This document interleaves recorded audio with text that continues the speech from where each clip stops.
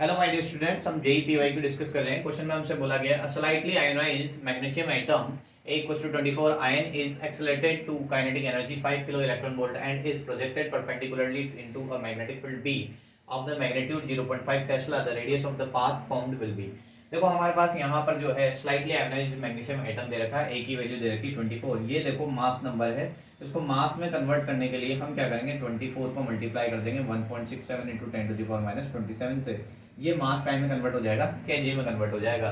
ठीक है, accelerated kinetic energy दे रखी है यहाँ पर। जो काइनेटिक एनर्जी की बात की जाए तो काइनेटिक एनर्जी है 5 किलो इलेक्ट्रॉन वोल्ट। किलो का मतलब हो गया 10 to the power 3। Electron volt को जूल में कन्वर्ट करने के लिए क्या करेंगे, 1.67 into 10 to the power minus 19 से मल्टीप्लाई करेंगे तो ये आंसर क्या आ जाएगा, जूल में। मतलब ये काइनेटिक एनर्जी जो है वो काय में कन्वर्ट हो चुकी है, जूल में कन्वर्ट हो चुकी है। Is projected perpendicular to the magnetic field B of magnitude.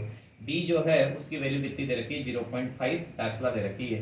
The radius of the path will be found will be. तो देखो हम जानते हैं कि जब भी कभी कोई पार्टिकल मैग्नेटिक फील्ड के अंदर रखा हुआ हो तो उसकी जो रेडियस होती है उसका फॉर्मूला होता है, एक तो फॉर्मूला होता है हमारे पास mv/qv, और यही फॉर्मूला अगर हम काइनेटिक एनर्जी के फॉर्म में लिखते हैं तो वो लिखते हैं √2mke/qv।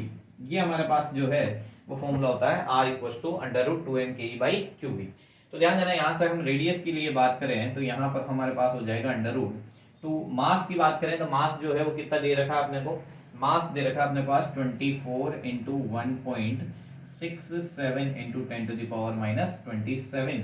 ठीक है, ये तो मास हो गया। काइनेटिक एनर्जी के बारे में बात की जाए तो काइनेटिक एनर्जी कितनी होगी, 5 into 10 to the power 3 into 1.67 into 10 to the power minus 19।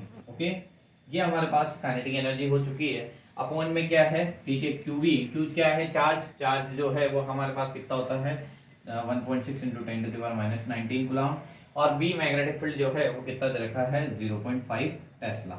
तो जब इसे पूरा आप कंप्लीट सोल्व करेंगे, ये अपन वाली जो न्यूमरेटर पार्ट में है वो क्या है, रूट में है, डिनोमिनेटर पार्ट वाले रूट में नहीं है। तो यहाँ से आर की वैल्यू जो मिलेगी वो आपको मिलेगी 0.1 मीटर, और इसी को आप सेंटीमीटर में कन्वर्ट करोगे तो आर की वैल्यू, क्योंकि हमसे इकाई में पूछी गई है, सेंटीमीटर में पूछी गई है, तो ये कितना हो जाएगा, 10 सेंटीमीटर। ठीक है, तो यहाँ पर जो आंसर आएगा वो कितना आ जाएगा, 10 सेंटीमीटर आंसर आ जाएगा। आई होप आपको क्वेश्चन समझ में आया होगा। Thank you for watching.